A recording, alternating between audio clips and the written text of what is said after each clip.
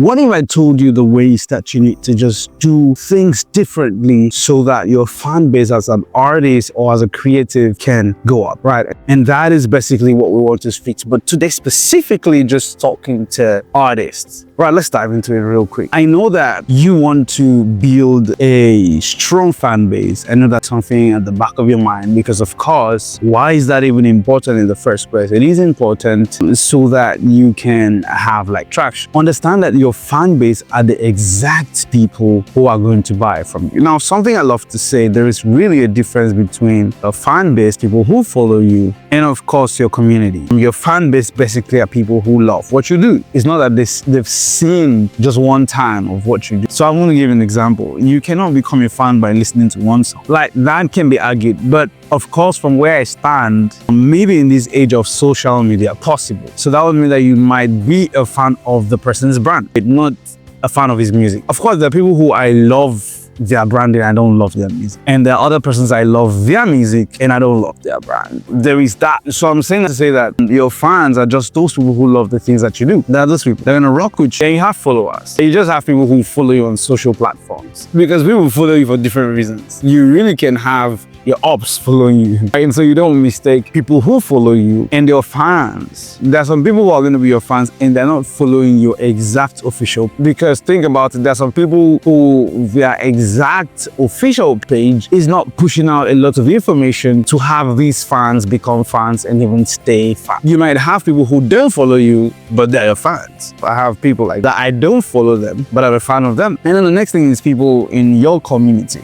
Now, these are people that you consciously build a platform and they will go to community. Community are those people that you consciously, deliberately organize, build. What does that mean? That means that you create different spaces for them, right? So it can be on Telegram, for example, it can be your newsletter. But of course, these are the group of people who do not only follow you, who do not only love what you do, but they support what you do. Your community people are those people who support what you do. Some of them can be your evangelist, they can be your ambassador, they can be your sponsor. Those are the people who really are in your community. Right. And so you don't have to mistake any of these three. I love to make that as clear as the sun, as clear as the new day, so that you don't mix it up. And so we are talking about how to build your fan base. Building a fan base is going to require authenticity, it's going to require strategy, and it's going to require consistency. And have a couple ways, proven ways,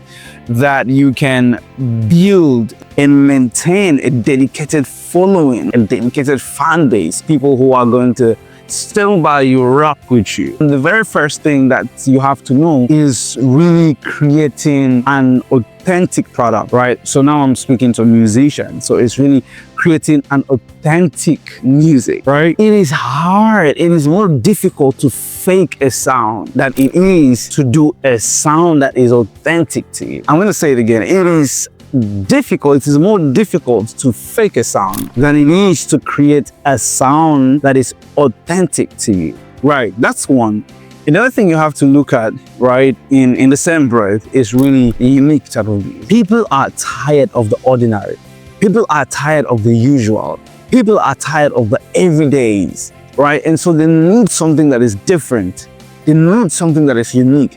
They need something that stands out of the ordinary, out of the what I hear every other day, right? And so it is important that you create something unique. Go down into your soul and bring out that unique sound.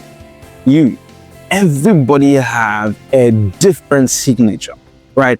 When I hear a whiskey, I know it is a whiskey. Of course, to the whiskies out there, right? But when I hear a Beyonce, I know it is Beyonce. When I hear a Burna Boy, I know it is Burna Boy.